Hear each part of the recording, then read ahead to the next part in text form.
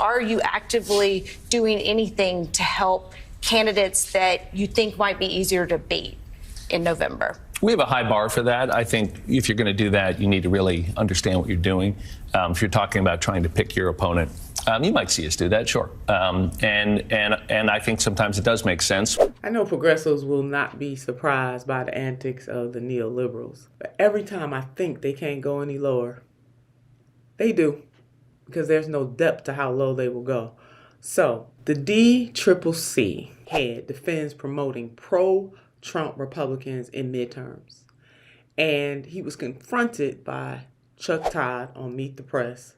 And Chuck Todd challenged and said, are you putting the party over the country by doing that?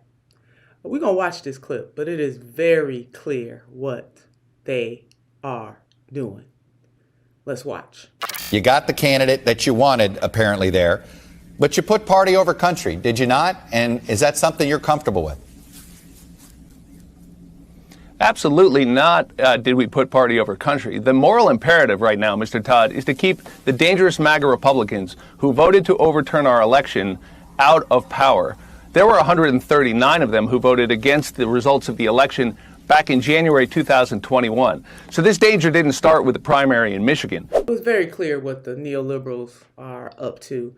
And the fact that the Democratic Congressional Campaign Committee head, Patrick Maloney, continued to double down on promoting fascists instead of uplifting and pushing for progressives to win.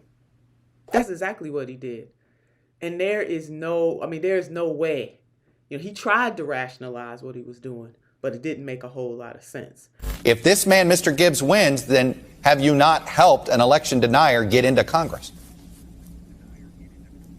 Again, this danger didn't start with Mr. Gibbs. By every measure, he's the weaker candidate. Don't take my word for it. The Cook Political Report says it's far more likely the Democrats are going to win that seat now. That's doing our job. This is just another example of the Democrats meddling in the GOP primary to prop up the Trump person in hopes that that will be the weaker person in the general election. What kind of strategy is that? To pump up the Trump-backed person in hopes of the Democrat ultimately beating that person.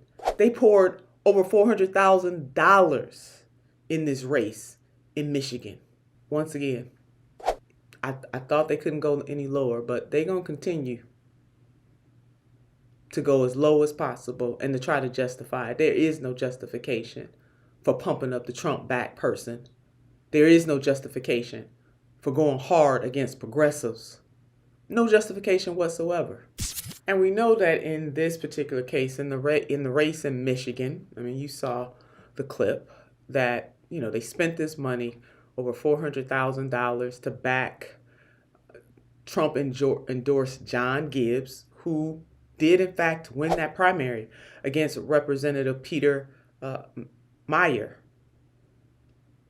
Won the race. And Representative Meyer was one of the 10 Republicans who actually voted to impeach Trump. On the Democratic side of the aisle, saying, hey, Republicans need to stand up to their own party and put country over party. And someone like Peter Meyer does, and voted to impeach the president, put his political career on the line. Look, I understand the strategic decision that you make, but you've seen our poll. There's a reason everybody hates both political parties. It's cynical moves like this, is it not? So all over the country, either Republicans who voted to impeach Trump are retiring or they're getting beat in primaries. And the gift that just keeps on giving is the neoliberals jumping into this race. You know what? I'm old enough to remember the 2016 presidential election where they did the same thing. Not necessarily the D-trip itself, but the whole notion among neoliberals was that to elevate, and this came straight from the Clinton campaign, the elevation of Trump would make it easier for her to win in the general election. And we know how that went. So they don't even learn the lesson. You made Trump the candidate, hoping, wishing, praying, pushing for it, talking to your media allies. And guess what happened? He actually won. So what is going to be the outcome? What are they going to say when many of these Trump-backed candidates that they're funneling money to in an effort to have those candidates be the ones that the neoliberal Democrats run against when they win? What are they going to say then? Not a daggone thing. They're going to make all kinds of excuses like they are right now, trying to justify this madness. And it is madness and foolishness. And I doubt that Democratic donors, especially grassroots donors, because the upper echelons of the donors know exactly what they're doing. But the grassroots donors, I'm sure, are not giving their money so that the D-Trip can back Trump-backed candidates. No matter how they try to justify it, this trend of Democrats boosting Trump-backed Republicans in primaries is detrimental to the party, and it is, in fact, detrimental to the country. Chuck Todd laid it out totally right. I agree with him on this. The question that he asked Maloney, which is this a case of putting the party over the country? There's a lot of people who thought that you oversaw a very cynical ploy in order to help a Trump-backed opponent in the Peter Meyer district in Michigan. Look, you see the result. You got the candidate that you wanted, apparently, there. But you put party over country, did you not? And is that something you're comfortable with? And in that, absolutely, this is the case. And it's not just one race in Michigan. They're doing it all over the country. You know what? Maloney, he said it in his own words. His job is to make sure the Democrats win.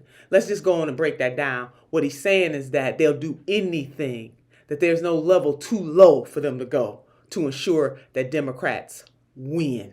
Chuck, my job is to win elections for the Democrats, and I take that seriously. The faithful of the Democratic Party should be very concerned, and anybody that cares about the election process itself, how money is dumped into these races, how manipulation is happening at the hands of the powerful. And you know what? There's a saying that absolute power corrupts absolutely. And that is what is happening in this case and far too many cases across the country where you have dark money, outside money coming in to disrupt elections, to tilt them a certain way that may not necessarily be the will of the people who live, work, and play in these areas. What the DCCC is doing is nothing different. So this is a case of WTF neoliberals.